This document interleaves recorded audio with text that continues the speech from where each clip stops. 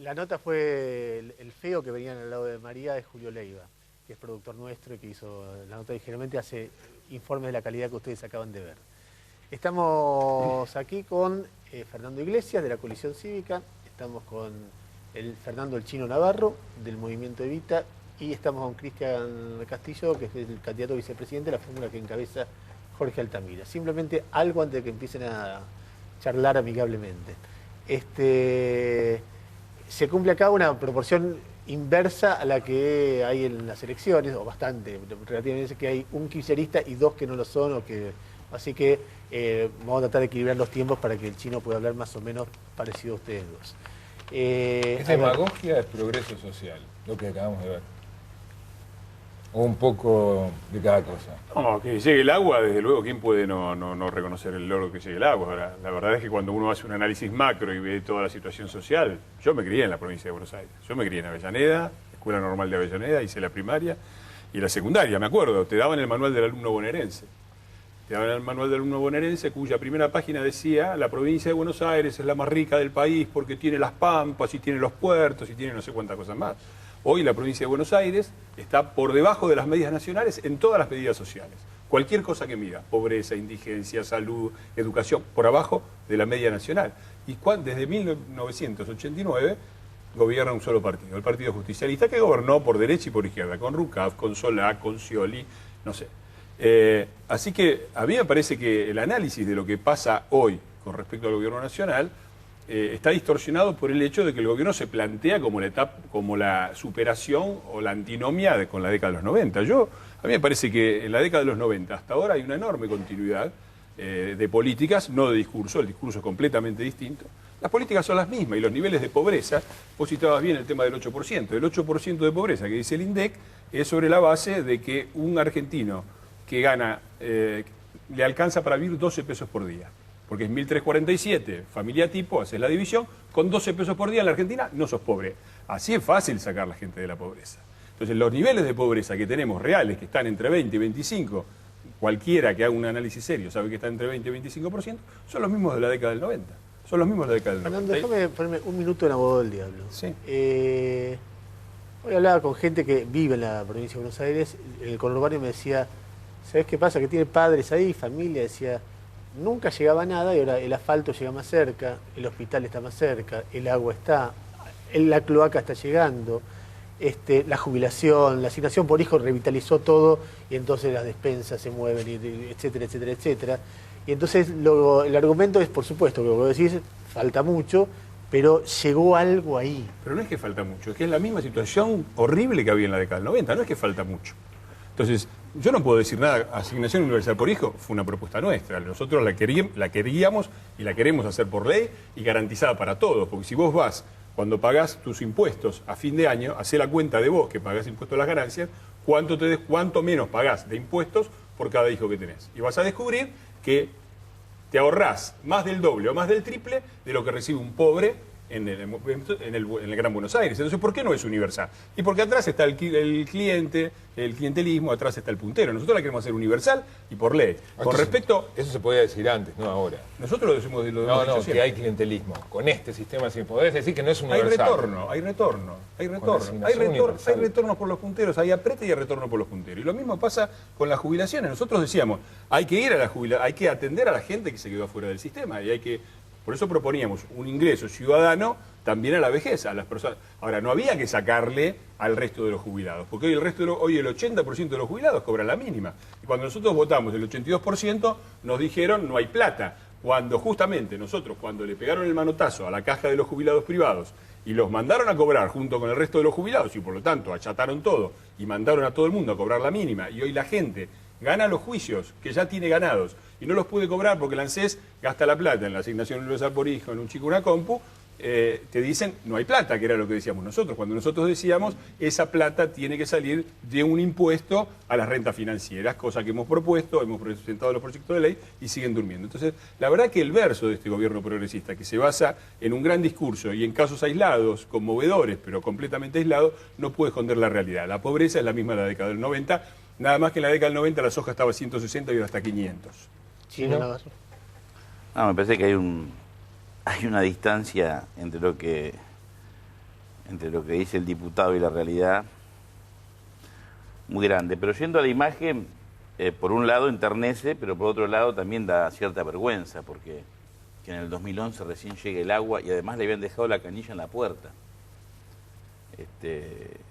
Tenemos desde la política una deuda muy grande con los sectores populares, y si bien hay cientos de miles, millones de familias que se han beneficiado con agua, con cloacas en estos últimos años, falta mucho, porque cuando asumió Kirchner, el 70% no tenía agua en el Gran Buenos Aires y casi el 90% no tenía cloaca.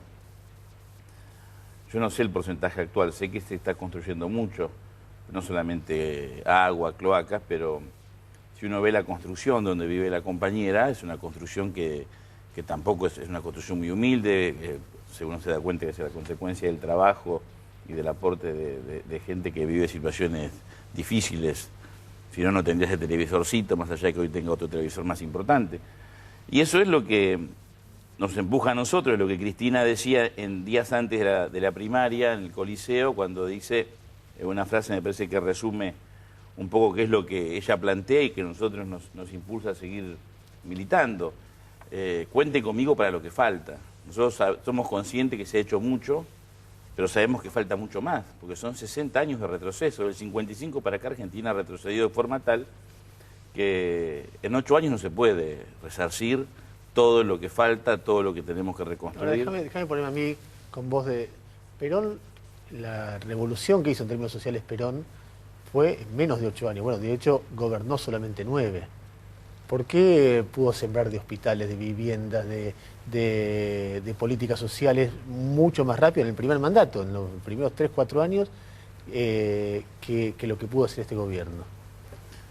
Perón venía, cuando asume en el 46, más allá de la revolución del 43, ya Argentina venía en un proceso económico diferente por la sustitución de importaciones, por lo que era la Segunda Guerra Mundial.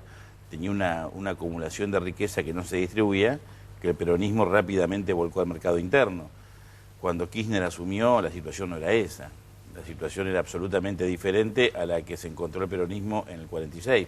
Era otra realidad económica absolutamente diferente. Mejor.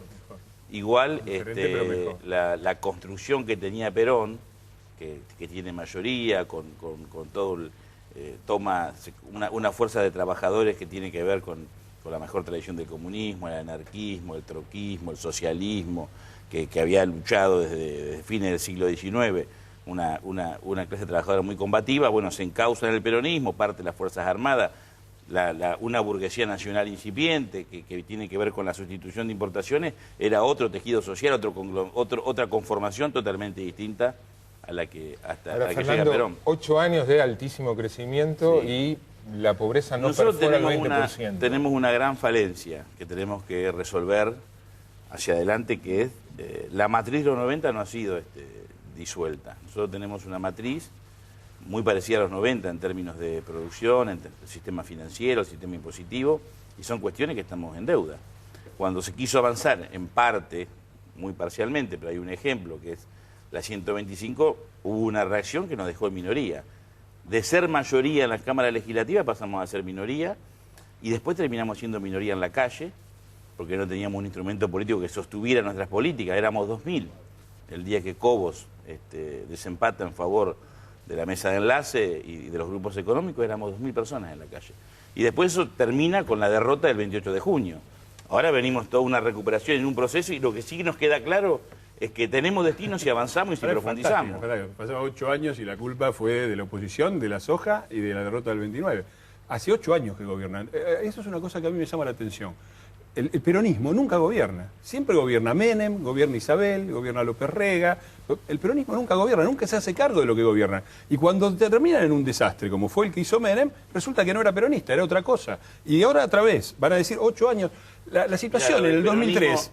Déjame decirte una cosita nada más. En el 2002, el peronismo en los 90, que nos tenemos que hacer cargo de una profunda autoridad que el peronismo uno se la hizo, es más grave que el peronismo. Pues si hubiera sido el peronismo, la convertibilidad la planteó Menem Cavallo y la reivindicó de la Rúa, Sí. Sí. que después llevó a Cavallo. Es decir, los dos Exactamente. partidos populares Exactamente. más importantes Exactamente. en términos históricos de nuestro país Exactamente. avalaron un sistema que terminó en el 2001. O sea, que si hubiera sido el peronismo, bueno, Y bárbaro. te agrego una cosa más. Te agrego Y una la cosa más. sociedad argentina Porque le ustedes dio hablan- el 52% a Menem en el 95 y el 52% de la Rúa en el 99. O sea, Bueno, que es un tema incluso que es bueno excede que las lo fuerzas mencione. políticas. Eso es muy bueno que lo mencione, porque ahora parece, yo veo cada vez hay un acorrimiento más, parece que no se puede hablar porque sacaron el 50%. A mí me alegra que vos menciones que Menem también sacó el 50%, Perón sacó el 62% cuando dejó a Isabelita y el Rodrigazo en ciernes, pero además hay una cosa más que ustedes nunca mencionan cuando hablan del 2003, porque el gobierno se propone que nosotros nunca ajustamos, nunca hicimos el ajuste. Claro, si el ajuste lo hizo el socio de ellos, que fue Duhalde en el 2002. 8 ministros se llevaron de Duhalde. ¿Y qué hizo Duhalde en el año 2002? 40% de inflación con salarios congelados. Especificación asimétrica. O sea, los pequeños ahorristas, toda la plata se la sacaron y se la dieron dólares le dieron los dólares.